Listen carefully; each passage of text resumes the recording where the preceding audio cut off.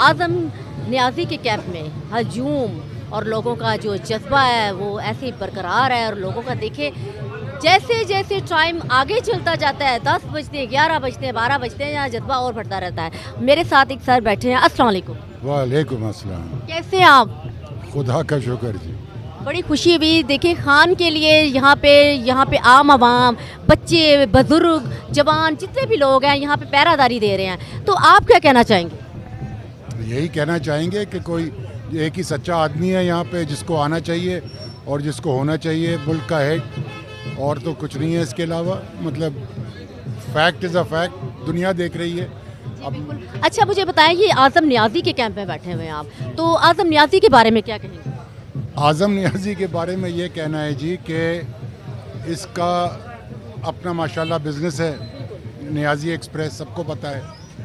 उसको ज़रूरत नहीं है कि पॉलिटिक्स में आके इस वजह से आए कि वो पैसे बनाए। उसका अल्लाह ने उसको वैसे ही बहुत दिया हुआ है। वो सिर्फ यहाँ पे आया है कि यहाँ पे सच्चाई होना चाहिए और करप्शन ख़त्म होना चाहिए। ये ख़ुद अपनी जेब से, ये जितने भी हैं यहाँ पे कैंप्स लगे हुए हैं, सारे अपनी जेब से पैसे लगा रहे हैं। कोई हुकूमत से नहीं मिल रहा, या इमरान खान से नहीं मिल रहा, या PTI से नहीं मिल रहा। तो इस तरह के लोग हों जो हुक्मरान बने, ये बेसिकली बात है जी। Thank you so much.